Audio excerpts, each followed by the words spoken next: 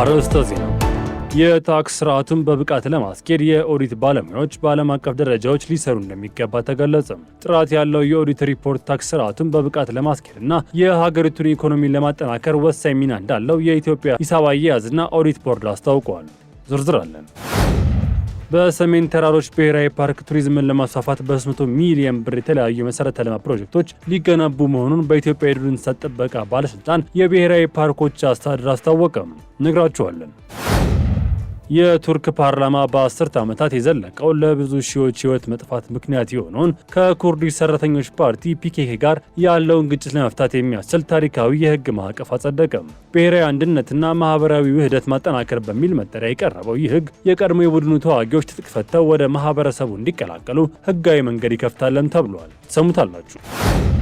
ባለፉት ጥቂት ሳምንታት ሩሲያ በዩክሬን ስትራቴጂካዊ የኦዴሳ ወደብ ላይ በሰነዘረችው የሚሳኤል የአየር ጥቃት ዩክሬንን ወደብ አልባ ሀገር ያደረጋት መሆኑን ጠቁመዋል። ይህ እርምጃ በዩክሬን ኢኮኖሚ ጀርባ አጥንት በሆነው የግብርና ምርት ወጪ ላይ የ50 በመቶ ቅናሽ ሊያስከትል እንደሚችል ተንብየዋል። በዝርዝር ይዘነዋል። ውድ የሀገሬ ቲቪ ተመልካቾቻችን ለሰዓቱ የያዝላችሁ ዘገባዎች ተጀምረዋል። ከዘገባዎቹ ጋር ሚኪያስ ኃይሌ ነኝ።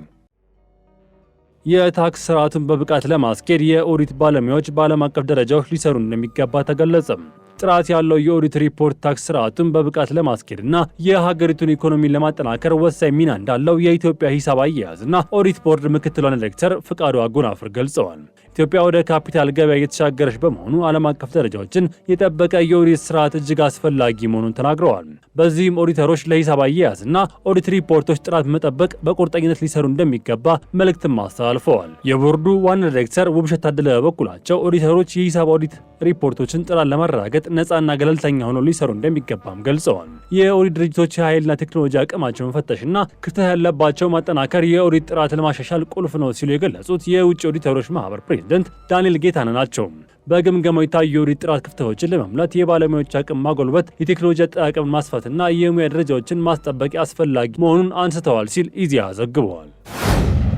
በሰሜን ተራሮች ብሔራዊ ፓርክ በ100 ሚሊዮን ብር ወጪ መሰረተ ልማት ሊገነባ መሆኑ ተገለጸ። በሰሜን ተራሮች ብሔራዊ ፓርክ ቱሪዝምን ለማስፋፋት በ100 ሚሊዮን ብር የተለያዩ መሰረተ ልማት ፕሮጀክቶችን ሊገነባ መሆኑን የኢትዮጵያ ዱር እንስሳት ጥበቃ ባለስልጣን የብሔራዊ ፓርኮች አስተዳደር አስታወቀ።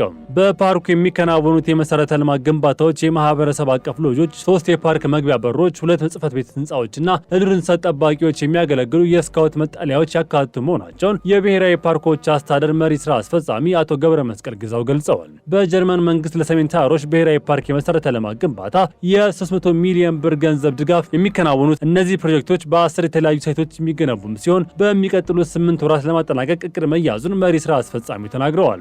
ግንባታዎቹ ቀደም ሲል ለቱሪስቶች ተደራሽ ያልነበሩ የፓርኩን አካባቢዎች ምቹ ለማድረግ፣ የጎብኚዎችን የቆይታ ጊዜ ለማራዘምና የአካባቢውን ማህበረሰብ ከቱሪዝም ዘርፍ ቀጥተኛ ተጠቃሚ ለማድረግ ያለሙ መሆናቸውን ገልጸዋል ሲል ፕሬስ ዘግበዋል።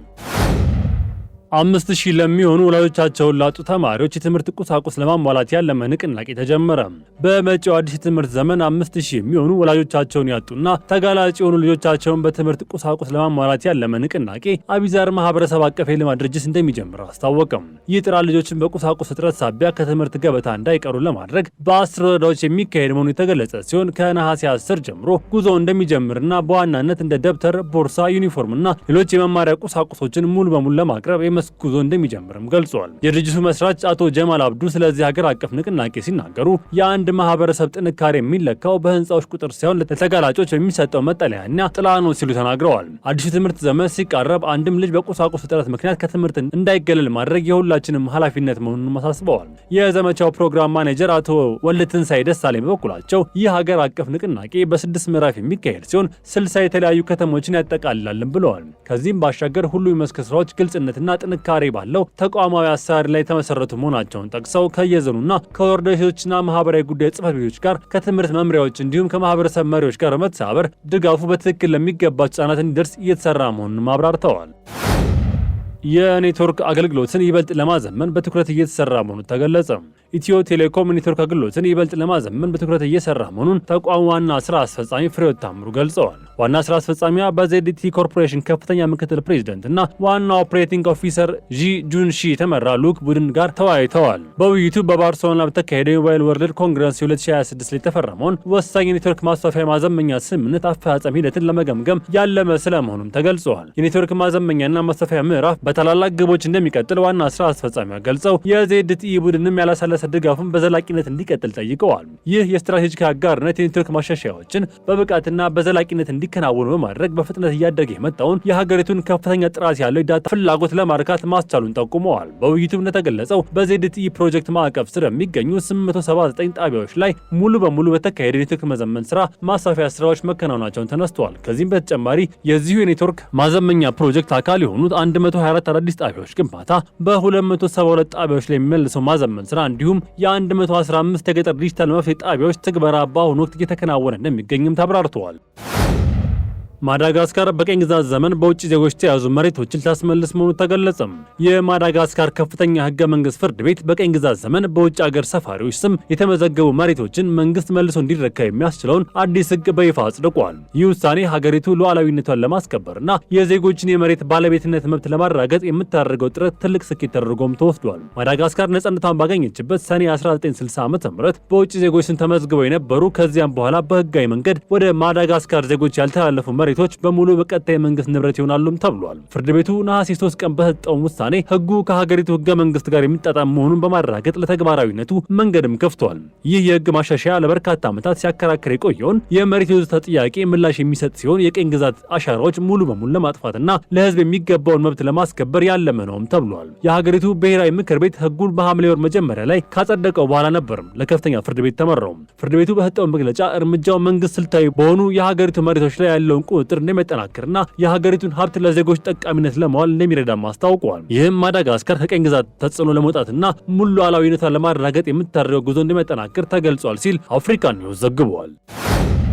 የቱርክ ፓርላማ ከፒኬኬ ጋር ሰላም ለማውረድ የሚያስችል ታሪካዊ ህግ አጸደቀም።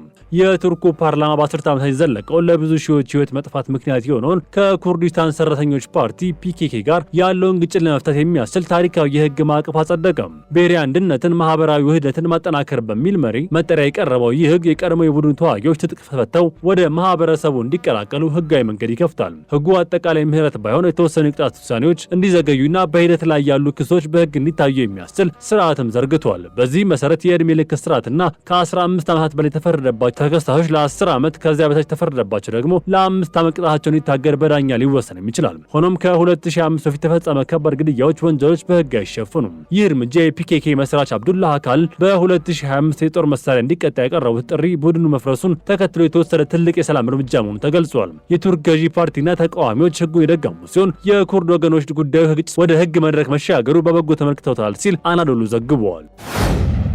ሩሲያ የኦዴሳን ወደብ መዝጋቷ ለዩክሬን ወደፊት ህልውና ከፍተኛ ስጋት መፍጠሩ ተገለጸ። ባለፉት ጥቂት ሳምንታት ሩሲያ በዩክሬን ስትራቴጂካዊ የኦዴሳ ወደብ ላይ በሰነዘረችው የሚሳኤልና የአየር ጥቃት ዩክሬን ወደብ አልባ ሀገር ያደረጋት መሆኑ ተጠቁሟል። ይህ እርምጃ በዩክሬን ኢኮኖሚ ጀርባ አጥንት በሆነው የግብርና ምርት ውጪ ላይ የ50% ቅናሽ ሊያስከትል እንደሚችል ተተንብዮአል። ምዕራባውያን ዩክሬን በመጠቀም ሩሲያ ለመመከት የነበራቸው እቅድ አሁን ባለው የኢኮኖሚና የህዝብ ቁጥር መመናመን አደጋ ላይ ወድቋል። የዩክሬን ህዝብ ቁጥር ከ52 ሚሊዮን ወደ 22 ሚሊዮን ዝቅ ማለቱና ግማሽ ያሉ ጡረተኛ መሆናቸው አገሪቱ ከሩሲያ ጋር ለምታደርገው የረጅም ጊዜ ልፊያ ወይም ጦርነት እንቅፋት ሆኖባታል። የኦዴሳ ወደብ መዘጋት ዓለም አቀፍ ኢንቨስተሮች በዩክሬን መልሶ ግንባታ ላይ ሀብታቸውን እንዲያፈሱ ከፍተኛ መሰናከልም ሆኗል። በመሆኑም የዩክሬን ሩሲያ ከዲፕሎማሲያዊ ስምምነት ላይ ካልደረሰች ጠንካራ አገር ከመሆን ይልቅ ደካማና ተሰባሪ ሀገር ሆና ልትቀጥል እንደምትችል የፖለቲካ ተንታኞች አስጠንቅቀዋል። ይህ በአውሮፓ አጠቃላይ የደህንነት ሁኔታ ላይ አሉታዊ ጥላ ሊያሳርፍ እንደሚችል ሮይተርስ ዘግበዋል። ውድ የሀገሬ ቲቪ ተመልካዮቻችን ለሰዓቱ ያንዝላችሁ ዘገባዎች ተጠናቀዋል። ቸር ቆዩ።